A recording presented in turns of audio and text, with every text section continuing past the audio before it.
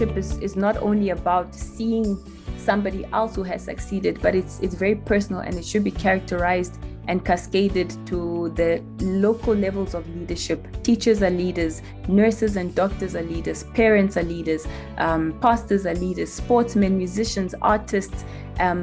These are leaders, and we need to be able to provide leadership at the different levels of society so that we can create enough role models to motivate the beautiful ones and not delude them. Everybody, good morning. I am so excited to have joined our reading group. And I would like to first draw wisdom by the thinking of Thabo Mbeki, who occasionally would say, at a gathering of this nature, or a gathering like this, perhaps it's important that we start from the beginning. And the reason why we start from the beginning is that is where we draw wisdom, and that is really where we draw our ability to view where we are coming from and where we are going as a collective. So I'm very, very excited, colleagues, to welcome everybody to our second virtual group for 2021. And my name is Ndeulipula Hamutumwa. And I want to welcome those that have made time to be on the platform. We really appreciate your presence. And I see familiar faces that have joined on our first group. Please continue to do that. That's the only way we are going to grow. The reading group that we are joined today, colleagues, is convened by Daisry Mathias, the advisor to the President of the Republic on Youth Matters and Enterprise Development in the Office of the President. I would like to reiterate that the objective of the reading group is really to promote the literacy arts and to continue the culture of reading through availing platform like this, so that we also get an opportunity to celebrate our own, to celebrate Africa's best authors on the continent, also those that are in the diasporas. It does not augur well that we read other people's materials, but we do not read what belongs to us. And we only grow a nation or a continent if we are able to tap into the wisdom of those that have authored such great artwork, such as the one that we are going to read today. So today, Daisry will be reading The Beautiful Ones Are Not Yet Born, by Ayi Kwei Armah from Ghana. And the novel really tells the story of a nameless man who struggled to reconcile with himself with the reality of post-independence Ghana. So Daisry is going to really go into the depth of the book and unveil a lot of contradictions. As you know, society is full of contradictions, and these contradictions sometimes are also found at our personal level. So the session will strictly be 1 hour, and to make the best use of time, once again, I'll request that you submit your comments and your questions and your contribution under the chat function. And then at an appropriate time, we will engage those questions and discussion. And Daisry will definitely provide her input and her insight in those questions. And once again, colleagues, please feel free, enjoy this refreshing book that Daisry will unpack.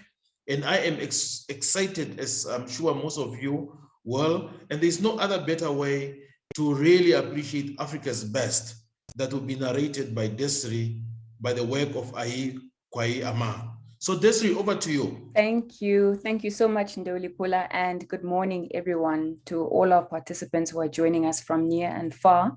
Thank you again for honoring our invitation and subscribing to our online community of readers. This is a standing commitment to convene a reading group every last Saturday of the month. And this year, our 10-part series is going to focus on African narratives that will inform and shape our worldview and help us in determining what is the spirit of the age that we're living in, the zeitgeist essentially, as we examine and interrogate the forces that are not only shaping our present day realities, but also shaping tomorrow. So welcome to all of you. As a recap, in our debut reading group in March, we were honored to have Professor Shiliti Marwala, who is the Vice Chancellor of the University of Johannesburg and a towering scholar, reader, writer, and authority on artificial intelligence. And he was able to provide a response to the review that I conducted on his book. It is significant, I think, that our first book took such a forward-looking approach and a futuristic perspective as we explored what it would take for our generation of leaders to succeed in the 21st century and also harnessing the fourth industrial revolution. Now, with that futuristic perspective in place, today we're going to take a look back. We're going back to the foundations of the nation states on the continent, and we're going to explore the context of formation for Africa's first democracies, but beginning with Ghana specifically. So a little bit about the author and about the book. The author for today's book, Ayi Kwei Armah, was born in Ghana in 1939, and he was educated at the prestigious, it's called the Groton School in Massachusetts in the USA. Groton is a place where leaders were shaped and molded. Leaders like Theodore Roosevelt went through Groton School, and it was typically a pipeline for Ivy League universities. A lot of them came through that school. After Groton, Armah went to Harvard University, where other powerful leaders like Barack Obama and President George W. Bush also notably studied. And thereafter, he went to Columbia University for his master's degree. And interestingly, again, Presidents Obama and Roosevelt also studied at Columbia University. And I'm sharing this just to indicate that at the time that he left his country, Ghana, he was in pursuit of personal convictions. He wanted to join the liberation movement. But while he was in exile, he obviously had a gift in him, and he was fortunate to occupy some spaces of privilege, which enabled him to nurture this writing talent. When he returned in Ghana back in 1964, he had very high hopes and expectations for the prospects of his country, which was one of the first to receive independence on the continent.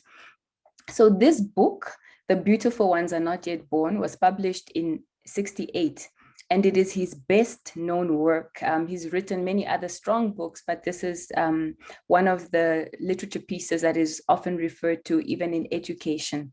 It is in the same league as the popular Chinua Achebe Things Fall Apart, which was published in 1958. And it's in the African Writers series as well. So it's only right that we begin with the foundations. And like Ndeuli said, we go back to the beginning. These were some of the first books that were written in English on the African continent about Africa and by Africans. So we're really proud of this literature. Interestingly, the writings of Armah were rather problematic to Chinua Achebe, who described him to be a brilliant Ghanaian novelist, but also called him, in one of his essays that was titled Africa and Her Writers, he called him an alienated native who cannot make sense of his place of birth and whose expectations were not aligned. I think as we get into the review of the book, we'll begin to understand why he felt that he could not align expectations. So where is this contextual framing? Where is this story set at which moment of history, and what's happening on the continent at this time? So this book captures the mood of Ghana and other countries on the continent during the first decade after independence. So Ghana, which was earlier called the Gold Coast, was the first to become independent and led a political awakening on the continent that inspired the struggle for political emancipation, including among us, our own freedom fighters in the Southern African settler colonies. But the 1960s in Africa was really the decade for independence. There was winds of change sweeping across the continent and the rise to sovereignty of at least 30 countries that I could count, including Cameroon, Chad, Nigeria, Botswana, Kenya, Tanzania, Rwanda, Senegal, and many others. They all got their independence around this decade of 1960 or the late 50s. And this is, as you are very familiar with the president's hypothesis on the 3 waves of African leadership, this is the first wave of African leadership, the extraordinary personalities, the founding fathers, the strong men, the presidentialism who established the governance architecture on the continent. Then the 1960s also became known as a decade of disillusionment, unfortunately. The euphoria of self-determination was short-lived. Civil governments were usurped by the military strongmen and coups d'etat. They started to take firm hold in what President Geingob narrates to be the second wave of the African leadership. This is the time of the Cold War tensions between the East and the West. So the state of affairs slipped very quickly into disarray, and this is what this book and this literary work of this decade reflects. It captures the mood, the disillusionment, the disappointment, the frustration, but very few books written during this time have captured it as well as The Beautiful Ones Are Not Yet Born. So the story is set in Ghana in the year 1964-1965, and specifically during the last few months of founding father President Kwame Nkrumah's presidency, or his regime. President Nkrumah ruled Ghana since 1957, when the country gained her independence, until he was ousted out of power through a military coup d'etat on the 28th of February in 1966, which is the same day that he was overthrown. That period that is preceding the collapse of Nkrumah's government is known as the Passion Week. And this book is focused and centered in the Passion Week. So when things are really beginning to get hot. This book is essentially a critique on the Nkrumah regime, which the author described in his own words that the sons of the nation are now in charge.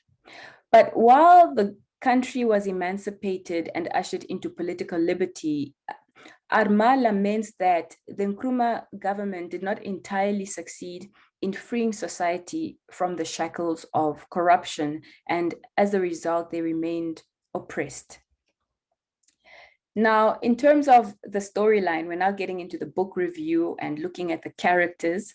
The book has a limited set of characters, just a handful actually. And the central character in this story, the protagonist, is called the Man. The story of an unnamed man who works as a control clerk at a railway station. He's simply called the Man. He doesn't have any other name. And his difficulty is in fitting into the society where bribery and corruption have become the norm. Despite the pressure that he's receiving from his family, and despite many opportunities that come his way for him to make some money illegally, the man refuses to participate in corruption, which can be described to be systemic and institutionally entrenched. There are a few examples in the text where they talk about, where it costs more money to go to the police and to actually get the service done. It shows you that you have to pay to receive a public service in return. That is systemic corruption. This status quo was accepted by the man's colleagues to be normal, and there was a general indifference. Even the man was very tolerant and indifferent about the situation. At his workplace, though, the man is often tempted with different offers for manipulation in exchange for bribes. The man is considered to be a fool. He's even called stupid for not accepting the tempting offers that come his way, notwithstanding the miserable state of affairs that he's in financially. He doesn't have enough, but he's not persuaded to get money through other means. The man has a wife. Her name is Oyo. And Oyo is an ambitious woman who wants her husband to be rich and influential. She has dreams and big aspirations, and she wants to make it in life. And she places those demands on her husband. Oyo is willing to compromise her values in order to satisfy her needs and to satisfy her appetite for wealth and social standing in society. She wants power. When the man refuses the offers of bribery, his wife becomes very mad at him, furious with him. Oyo has a mother who is the mother-in-law of the man. And the mother-in-law is the same as oil. Both of them put pressure on the man because they felt that he's not doing enough for the children, and they weren't really happy with his character, and they kept insisting that he take advantage of the opportunities to make money and to get rich and to become someone of importance in society. The mother-in-law cannot understand why he's even denying a bribe. Consequently, the man feels very misunderstood. He's struggling to reconcile himself in his country and in his family situation and even in his workplace. And he lives in a perpetual state of guilt, of conflict with himself, of insecurity. He's often beset with a lot of self-doubt. And this is partly because he's not entirely convinced that what he's doing is the right thing, that it's right or wrong. He's depicted to be hungry and to not have a lot of money. So I think he has a conflict whether it's right to allow your children to go hungry, or whether it's wrong for you to accept a bribe to feed them. And those are the kinds of conflicts that he's dealing in with himself. So he's conflicted, but whether he's right to be denying himself these pleasures and luxuries that are derived from illegal proceeds, he cannot say yes, but he's also not saying no. The personal circumstances of the man notwithstanding, his conscience is very clear and it's very loud. His conscience just will not allow him to be corrupt. He has often heard voices telling him not to steal, and the reader can conclude that that is his conscience speaking to him very loudly. He has often confused the corruption that surrounded him in his house and his work and his life, and whether these actions were overtly corrupt, right or wrong.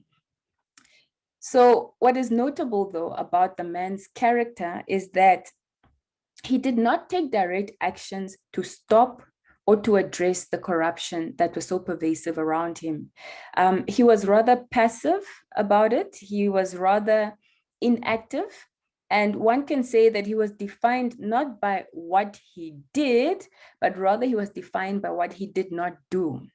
So what he does not do is that he does not accept bribes, and he does not personally indulge in corrupt deals and schemes.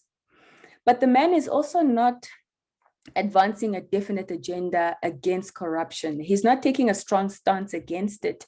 And he's not necessarily a man who is searching for a higher truth or for honesty or for character. No, he just does not want to be corrupt. And we accept that. But, this failure in the man's character and personality introduces and it exposes him to a double standard, because more often than not, the man found himself in situations where he was a witness to the corruption and the dealings of others, usually his colleagues, later his wife, but he never discouraged them. He never interrupted them. He never tried to persuade them not to follow through on those deals. Instead, he chose to turn a blind eye when the colleagues were receiving bribes or manipulating information on the documents in the office at work, or even when his wife later got involved in a corrupt deal with a friend of his. He was there, very complicit, but very silent. So, there was an incident in the text where one of his colleagues came into his office and was seeking for him to assist with essentially a corrupt favor. He wanted him to manipulate his overtime hours and to give him extra hours so that he could make extra money. And the man refused to do so. And, he ignored the request. But when the same thing happened a few days later to the next colleague, he didn't interrupt. He allowed them to proceed unhindered and does not try to stop the corrupt acts. So the main concern with the man is very interesting, is that he's only preoccupied that he should not be part of the corrupt regime himself.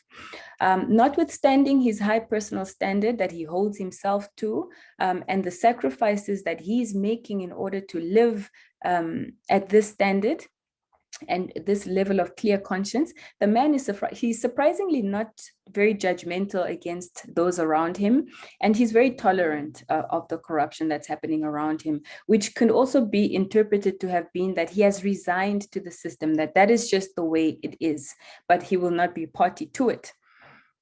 What is also interesting in the book is there's a lot of filth and decay everywhere. The words filth, stench, rot, decay, they resound throughout the text, indicating that the man was living in an environment where corruption was truly pervasive. There's a quote in the text that says, there was filth and decay everywhere.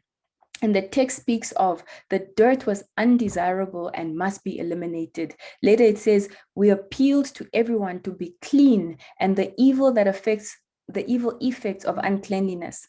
So, the reader can deduce that this use of language, the dirt and the uncleanliness that is being spoken about, is actually a metaphor for corruption and the appeal for everyone to be clean because of the evil effects of being unclean. Now, the next character in the book is an interesting one.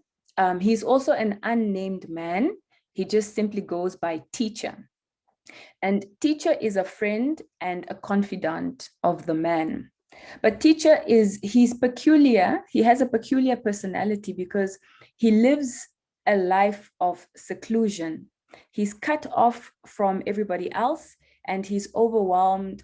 He lives quite a barren life.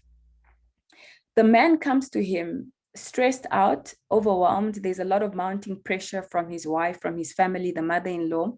And he goes to seek clarification and to just confide and find refuge in the teacher, his friend. What is ironic is that the teacher has no students. The teacher, with the exception of the man, has no friends. And the teacher also could not really provide the answers that the man was looking for. The teacher himself is still in a place of searching and trying to make sense of his own confusion and life's questions. The teacher has not attained contentment. He was still not happy and he expressed feelings of being trapped, which tells us that he's not able to give more than what he was able to, what he had for himself at the time. But the teacher did try to counsel his friend and student. And in doing so, he shares a personal account about how the teacher left society a long time ago and went and found refuge in his books and his literature. The teacher advises the man to leave Oyo, his wife, and allow Oyo to enjoy her own sadness, to make her own mistakes, unless the man was willing to destroy himself in order to feed and satisfy her insatiable desires. So despite this guilty conscience, the man could not leave his wife. Yet the man was also conflicted because he could not compromise the values and meet the demands of his wife that she was requesting of him. So his values were turned upside down, and notwithstanding the rejection that he faced from everybody starting at home, the man does not give in to the rising temptations. And I think that's notable. So now the plot begins to thicken when the former classmate of the man, his name is Mr. Joseph Kumzon. The man meets Joseph and Joseph enters the scene, and Joseph started off as a dock worker and he rose very quickly to become a very prominent and influential figure in the society. Joseph Kumzon had become a powerful minister and he was at the heart of the Kwame Nkrumah administration or government. Mr. Kumzon was not that smart in high school, apparently, when they went to school together with the man. In fact, the man was more of an outstanding scholar than Mr. Kumzon. But Mr. Kumzon rose to the top of the political echelons and he became the beneficiary of the finer things in life because he was at the right place at the right times and he was connected. It's not a surprise. Obviously, the mother-in-law and the wife Oyo, they admired and adored the power, the success, the stature, the wealth of Joseph Kumzon. And in some way, Mr. Kumzon was also, his success contrasted the failure of the man. Mr. Kumzon had a wife and his wife's name was Estelle. And Estelle is a social butterfly. She's characterized to be quite materialistic and quite superficial and, really the pretentious wife of a minister. So Minister Kumzon he meets the man, and the man invites him to pay him a visit at his house. And when he honored this invitation, the contrast became very visible that they were living in worlds apart. And the minister was clearly not used to the standard of living of the man and Oyo. At one point, the minister asked to use the bathroom. And when he saw the state of affairs, he refused, he turned back. Oyo, on the other hand, was really trying to gain the approval of the minister, and she went out of her way to impress the minister. And, you know, she even got beers. She catered some local beers during the dinner. But the minister declined the beer because he only drinks imported beer brands and not the local brands. So I think that also speaks to the mindset and the inferiority and the import reliance that we are still seeing on the continent. At the dinner, the minister makes an offer to the man, and he asks the man to register a boat that the minister would buy for him in the name of the man. And the minister explains that he's not able to have the boat registered in his own name, and neither can he put it in the name of anybody else who's closely associated to him. And that's why he needs somebody with a bit of distance. Very consistent, the man declines the offer. That's one thing that we can always count on the man. But his wife, Oyo, does not agree with his decision to decline the offer, and she offers her own name to be used in this scheme. So once again, the man did not compel his wife to say no or to decline the offer, and he's there passive, a witness, complicit. Again, that double standard begins to emerge. He's preoccupied with his own standing, but he does not call out the corruption when it happens and is perpetrated by those next to him. This is essentially another way to obtain an asset in another person's name, so that it could not be detected. So using proxies and aliases. The boat is a very expensive boat. The business is expected to be very lucrative. It's a fishing business, and the profits, the money is expected to flow. And from that deal, Oyo and his wife and both the families expect that they would improve their standard of living. Later on in the novel, the minister invites the man and his family to visit him, this time at the ministerial compound, so that they can seal the deal. Oyo was determined to put pen to paper because she wanted to secure her future prosperity. But the name of the boat that they bought was called Princess, and Princess happened to be the name of the daughter of the minister. In the end, the deal was sealed, and although the ownership went into Oyo's name, the proceeds did not go to Oyo at all. She never stepped one foot on the boat, and she never derived any material benefits from the deal. All the proceeds flowed only to the minister and his family. Fast forward, then it is 28 February 1966, the day that Kwame Nkrumah is overthrown. President Kwame Nkrumah was out of the country at the time. I believe he was in Vietnam when this happened. And the coup d'etat was orchestrated by the military generals and commanders. Kumzon, who was at the heart of the Nkrumah government, became an automatic target because of the coup. So his life has hit rock bottom. He's scared for his life and safety. And Kumzon comes running to the man, seeking shelter, but also seeking the man's help to help him to flee the country. The man, out of the goodness of his heart, makes a plan and a way of escape for him. You know, they devise a plan through very dirty, filthy tunnels to get him to the seaside, to get him to board the boat, Princess, and flee to Abidjan in Ivory Coast. And the minister succeeds. He makes a getaway, and he leaves his family and he leaves the man behind in Ghana, and he finds refuge in Abidjan. So at the end of the book, Oyo's idealism, you know, faced a real reality check, and she never even stepped a foot on the boat. The marriage that they were in was at a point very rocky and becoming unsustainable, given the couple's very different value systems and principles. But the one thing is that they do love each other. And in the end, Oyo's materialism gave way to the more humanistic values.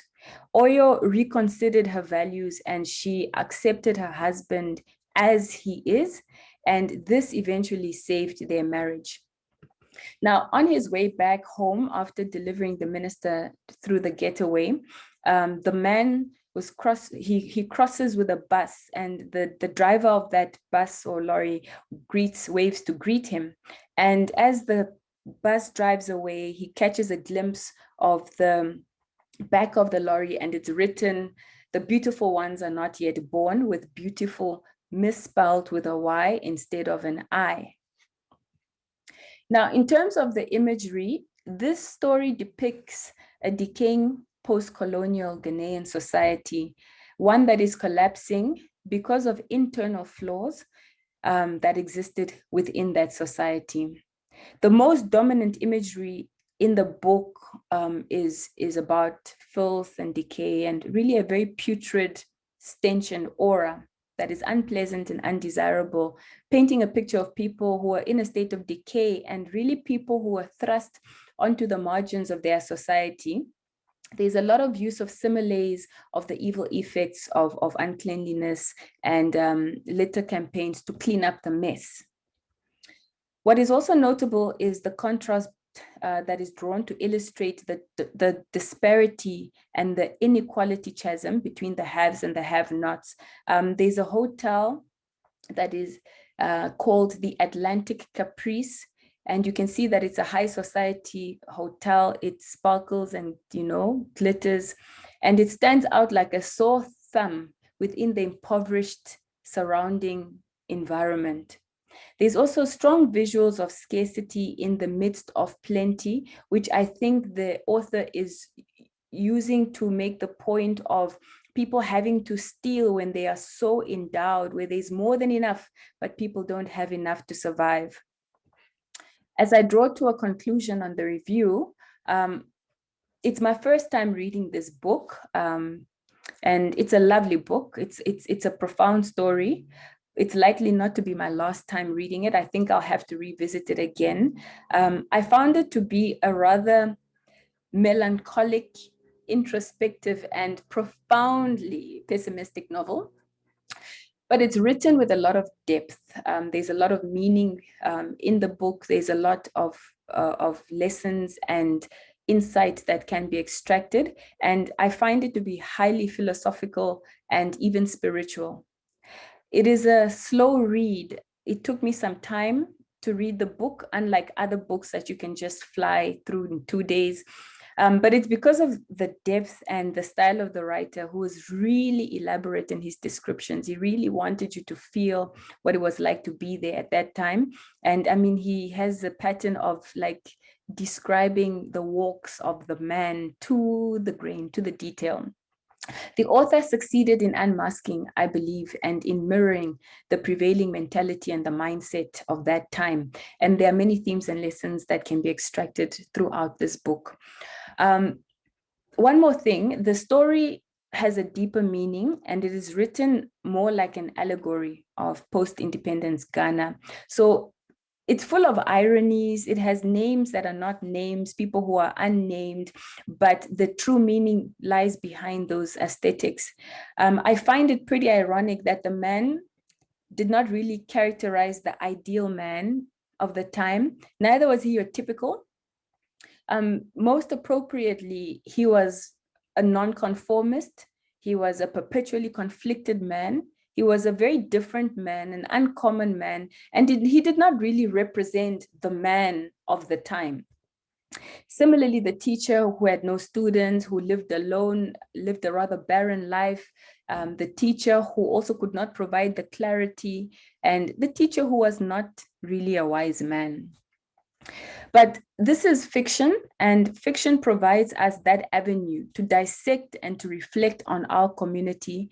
It helps us to paint a picture of the community at a particular point in time, like we did now when we went back and felt what it was like to be there in Ghana at that time. But by so doing, fiction helps us to examine our own society. This book is a homage to the change that we want to see. It's a book that remains relevant to contemporary issues of the day, pertaining democracy, governance, society and social inclusion, personal and public leadership, and the impacts of social pressure and corruption on the national psyche. I will end my review with an excerpt from His Excellency President Geingorb's concluded State of the Nation address, his 7th SONA that was delivered over a week ago. And in the SONA, he said, quote unquote, "Ours is the generation that must embody the aspirations of economic independence and prosperity. Under the weight of difficulty, we must remain unbroken, resilient, and rise to build a more united and stronger Namibia. In the true Namibian spirit of unity and resilience, once more, and in the face of the storm, we will stand together, hand in hand, and we will pull through together." That is the Namibia that we know, and that is the Namibia that we believe in, and that is the Namibia that we must continue to build. And end of quote. I found this quote to have an interesting synergy and parallel to the key message of this book. I believe the underlying message in The Beautiful Ones Are Not Yet Born, it is a message of hope, that better days lie ahead. So let us keep hope alive. Let us be optimistic. Let us never stop believing in the best for our country and of our country. And hope is important because hope inspires hard work. I now yield the floor back to the moderator so that we can have an interactive discussion with you. Thank you. Thank you very much, Daisry, for that review. One thing for sure is that from my personal view, reading the book, I was able to see those contrasts, those hard reality that faced the post-independent Ghana. And one of the things that really came out very strong from your review is the whole element of the reality of the contradictions at our personal level and also at the society level. So maybe, Daisy, one of the comments that came out from the participants is really the issue of corruption. And I think the general feeling in the group is that corruption is a disease.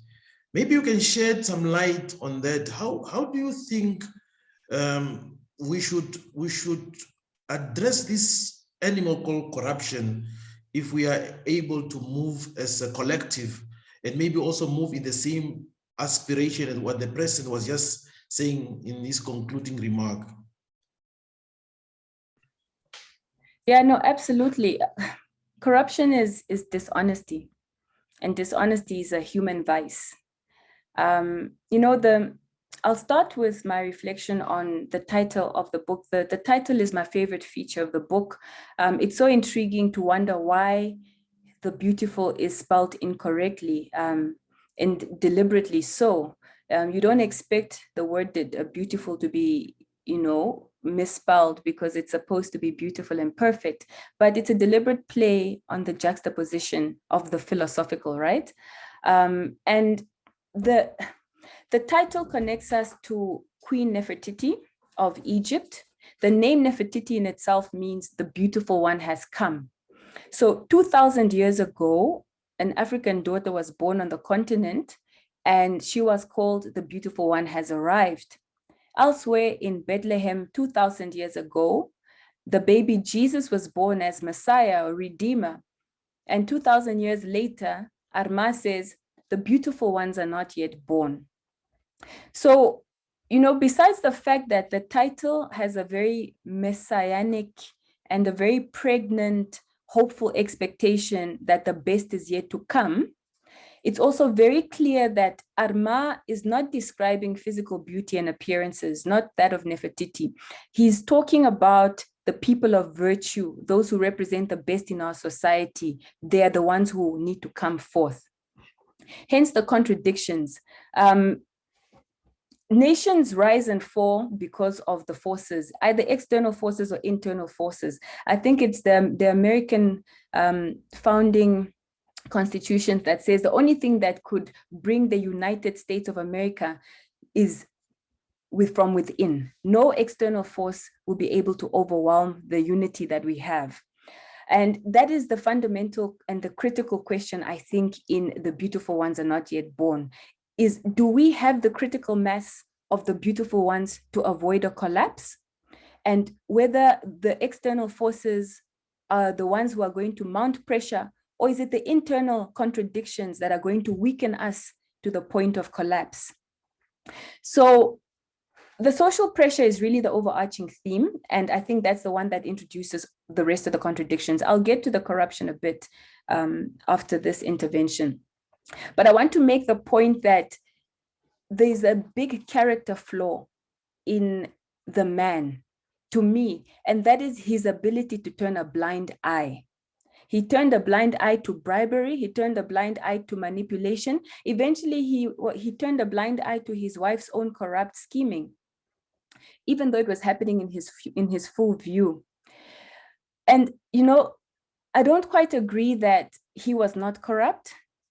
The book does say that, you know, he himself was able to resist those temptations, but I don't fully agree with that notion, because to me, complicity, silence, turning a blind eye is tantamount to corruption and enabling corruption. And more often than not, the man was committing the crime of misprision, where he was deliberately concealing information or withholding information, and he was a public servant. He used to work for the railway station. So these were treasonable acts, and he was, you know, more appropriately an accomplice to the crimes that were being committed. The man failed to blow the whistle. He never once blew a whistle on the corrupt schemes of the minister, a political office bearer, and he failed to hold his own wife to account for the compromises that she was making. So he was an accomplice. And these are the challenges that enable, perpetuate, and allow corruption to foster unchecked, is when people turn a blind eye. Yeah, for now. Sorry, one of the things that was also that came out also in the conversation is maybe to ask you a question: who are the beautiful ones in our modern context? Yes, we want to do things that are perfect, but do we have modern beautiful ones within our society? Who are they? And how do you describe them? I would say, look, you cannot discount the contribution of a generation. So I want to begin by saying that posterity honors our heroes of yesteryear. Those first wave leaders who were the pioneers of our democracy and who established our governance, our economic, our social, and our political infrastructures. We revere them, and they have served their generational obligation. But, you know, Fanon asks us to define our own mission or risk betraying it. So in our context, the one thing that has been lingering to me about who the beautiful ones is, in Namibia, we have this generation that we call the born-free generation. And today, a born-free Namibian is 31 years old. So they are a young person. And you cannot talk about who the beautiful ones are without assessing the state of our young people. And just like the name, the beautiful ones, the born-free generation, the born-free term is also philosophical to me. We know that they were born free from oppression. We know that they were born free from colonialism. We know that they were born free from systemic exclusion. But what were they born into? And I would contend that they were born into the prospects of a free nation, which means that they were born into the prospect for self-actualization, for national identity, for sovereignty, for prosperity. That's what they were born into. But it's a little bit harder in the second phase of the struggle now to determine who is the enemy. It was easy during the Ghanaian time, the first wave with the colonial oppression, to identify the white man as the oppressor. But today with COVID-19, poverty, inequalities, climate change, bigotry, violence. These forces are invisible. And it's difficult to identify them as the definite target, although they are. So we need to resolve these critical generational questions. I believe that we are the beautiful ones, but we must define what are our weapons of warfare in this dispensation, and how are we going to liberate the forces of production, to mobilize the means of production so that we can unleash our economic development and social progress and human development. No one is going to industrialize Namibia or the continent for us. We have to do it ourselves, our generation. And this is the dispensation for economic diplomacy, the African unity, the African Continental Free Trade Area. And we have to imagine a generation of trade negotiators like ourselves, the beautiful ones, who are able to make demands on, geopolitical powers, who are able to say, for example, look, as African countries, we're going to impose a tax on the export of our minerals. And this could change the game. It could shift the power dynamics in our favor. It could put Europe on its knees. It could help Africa to rise. I think we are the beautiful ones who need to engineer that kind of renaissance for Africa. Further, taking into account the historical experiences of the Bantustans, the genocides, the divisions, the psychological divisions that we are recovering from, it's also about how we deepen our sense of unity, identity, purpose, our common societal values. What is the standard that we accept for moral and ethical leadership? And these are the values that are going to become the bedrock of our society and make it a strong society. And, we're in 2021. We're in the final decade before 2030. And I believe this is our decade to reimagine, to reinform, to reform, and to redesign tomorrow, to make it more promising for us and to make it one that our generation has agency and is able to fulfill its mission. So I think the beautiful ones can fundamentally transform society by transforming themselves, each person at a time, and it begins one person at a time. Maybe later we can discuss how we can cultivate these beautiful ones.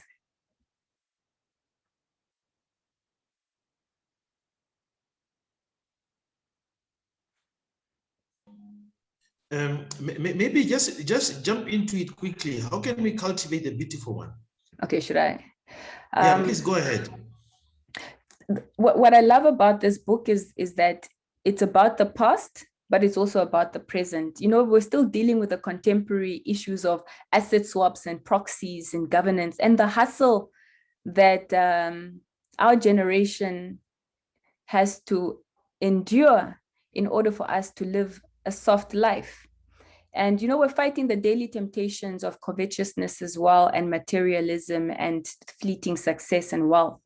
And in a country like Namibia, where we are highly indebted at household levels and where we are highly import reliant, with our top imports being cars, furniture, clothing, cosmetics, and food, and where we are high consumers of luxury foreign goods and brands, especially the vehicles that we choose, we must consciously guard against entrenching a culture of materialism. Rather, we should become obsessed in cultivating the beautiful ones. We should become obsessed with the total education of the Namibian child, just like the nations of China and Japan, where education goes beyond the classroom, but into the house and the families take ownership. It was in 1848 that Horace Mann said that, quote unquote, education beyond all other devices of human origin is the greatest equalizer of the conditions of men, end of quote. I add to this that not only education as an equalizer, but education precedes our ability to actualize our individual potentials. So it is fundamental. Our generation is confronted with defining challenges of our time, from COVID-19 to climate change, to diminishing water resources, to pervasive and disruptive technologies in the 4IR. And all of these things, we need people who can contend with these forces. We need enough beautiful ones with the complex governance issues who can handle the complexity of decision-making. We need people who can read and write, Literacy is important, but we also need multidisciplinary leaders who are able to, they're learned across society, from politics, economics, and technology, and arts. We need the beautiful ones who work hard as students, teachers, as administrators, as public servants. We need moral authorities, the beautiful ones, as parents, as pastors and heads of congregations.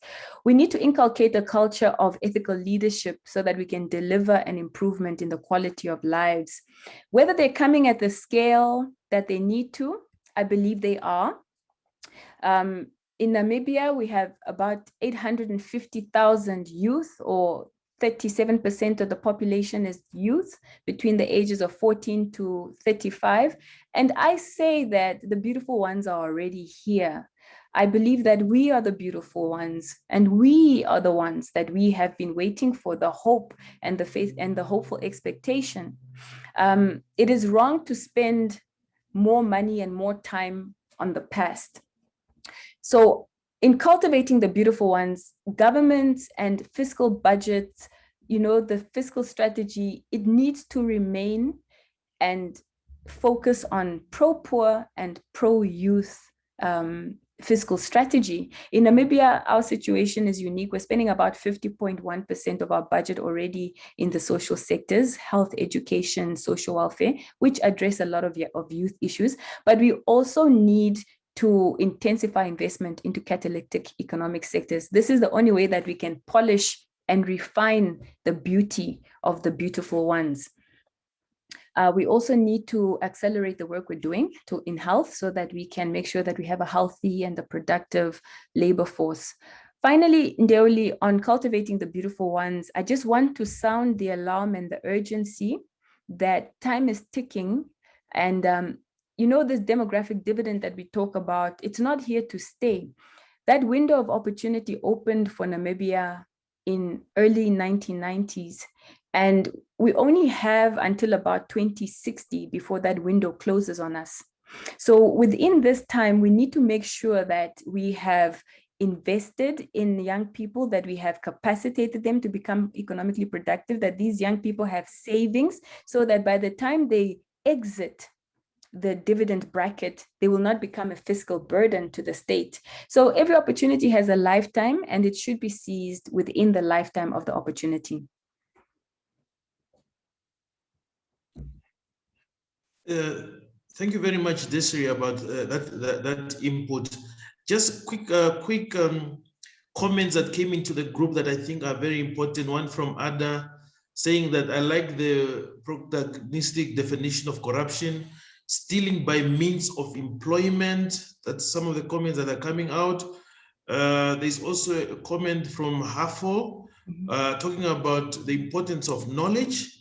We can only cultivate the beautiful one if people understand what they need to do, the knowledge, the information.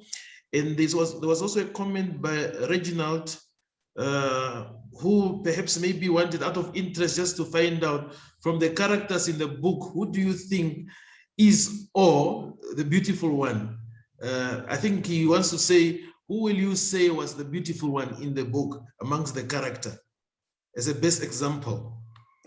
Yeah, beginning that we're all flawed and humans are fallible. I think the protagonist, put up a good fight. I believe that he was the change that he wanted to see in his society. He took a lot of personal leadership and responsibility, that even though he could not change the culture around him, he was able to change the circumstances that directly affected him. And I think those are the beautiful ones. The beautiful ones are the ones who are going to transform society by transforming themselves first. Ethical leadership is fundamentally about choices, and it's about taking the responsibility in exercising those choices. And throughout the novel, the man was contending with just one question: to steal or not to steal. And Ada, I agree with the definition. I liked his definition of stealing through employment. The only criticism I have is that he was not able to stop the steal beyond himself. So he still committed the crime of misprision because he did not blow the whistle on those who were stealing through employment. But definitely the protagonist is the hero here. He fought a good fight. And in the end, I think he was vindicated because his temptations did not overcome him. He was able to stand on his principle until the very end. I also just want to say that the beautiful ones should represent not only the best among us, but the best within us. It's really about the values, and we see it. It's the yin and the yang, it's the good and the bad, it's the light and the dark. The beautiful ones are not only the ones who are educated. It's not about the ones who have power, like the minister. It's actually about the ones who espouse values, the values of patriotism, courage and bravery, tenacity and resilience, loyalty and fidelity, love for the country and nation. These are the beautiful ones, the ones who are able to stand on principle over expediency. And also maybe just for your input, you know, the role modeling is important, but increasingly challenging to do well. You know, young people are surrounded by poor unemployed graduates and also rich criminals. How do we resolve this contradiction? You know, how do we resolve this contradiction where criminals are becoming heroes? How do we really resolve this contradiction? Right. And that's how we're socialized. Relationships are so important. That's how we are culturalized. The constellations we keep in our communities, at school, they shape our worldview, what is right, what is wrong. And the question, in my view, speaks to a shortage of worthy examples in leadership in society that is causing some young people to lose their patience, to lose their confidence, and to lose their hope in the process of education as a means to creating prosperity and personal financial security. There's two things about it. There's the poor unemployed graduates, which is the education, the hard work, but also the inability of the economy to create enough opportunities for our young people. The unemployed graduates are trapped in GBV, HIV/AIDS, because of transactional relationships, the blesser, the blessee phenomenon. They're also trapped in unwanted pregnancies, mental health issues, substance abuse. This is because of the inability of the society to create opportunities for them to take care of themselves. The rich criminals, on the other hand, they are celebrated, and maybe we should reflect as a society that we may be celebrating an unsustainable picture and a route to success that is possibly the wrong kind of success, materialistic, shortcut, instant gratification. A side effect would be the blatant refusal or denial that one can still succeed on merit. Young people will become delusional and they'll begin to believe that you cannot make it on hard work alone. And this creates extreme political patronage and cultures of politicism, and we need to raise these red flags, and I'm glad you are raising it. What we should do is to continue emphasizing the importance of education, hard work, discipline, focus, sacrifice, passion, vision, competency, merit, and meritocracy, and self-leadership as the essential ingredients to succeeding in life. I also maybe just should throw in there that, leadership is not only about seeing somebody else who has succeeded, but it's very personal, and it should be characterized and cascaded to the local levels of leadership. Teachers are leaders, nurses and doctors are leaders, parents are leaders, pastors are leaders, sportsmen, musicians, artists. These are leaders, and we need to be able to provide leadership at the different levels of society so that we can create enough role models to motivate the beautiful ones and not delude them.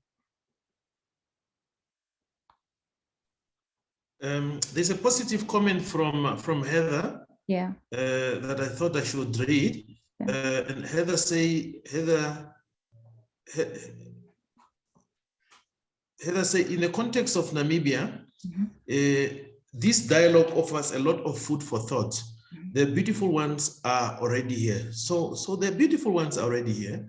And she challenged us to say that perhaps we just need to create synergy and teamwork and expand the network and opportunity for growth and true prosperity for everybody. Then she also continued to say the dialogue can be changed through platform like this. Thank you for leading this. Creating a nice roadmap can bring much needed hope. I think that is just a positive Daisry to the conversation. And I just wanted to say that we only had 1 hour of our time and we are already going in injury time. And maybe just to take this opportunity to share my view to say that the beautiful ones are here. And the contradiction that we have in society was best explained in the Communist Manifesto, the preamble that state that the history of the world has been the history of class struggle. It is this class struggle that we have among ourselves that bring those inherent contradictions. And as a society, as young people and the elders, we need to find a way to coexist so that we eliminate these contradictions. Or else the question will always be about whether the beautiful one is a myth or a reality. So I hope that everybody has learned 1 or 2 from the characters in the book. Our plea is for you to continue to read. Let's continue and go back and read the book. I, for one, found it very informative. It was very difficult. It reminded me when I was in school, when I had to read Macbeth or Romeo and Juliet. It's books that are of depth, but they have meaning. As I said, you will agree that the review of the book was fulfilling and rewarding. And thank you, Daisry, for your time and for the review. And the next reading will be on the 29th of May, same time, same place. And next time we will be reviewing Things Fall Apart by Chinua Achebe. And having said that, I'm sure most of you have read the book, and I wish you all the best. So thank you very much, Daisry, and I think we have come to the end of our session. And may the beautiful one continue to shine in the land of the brave. Thank you.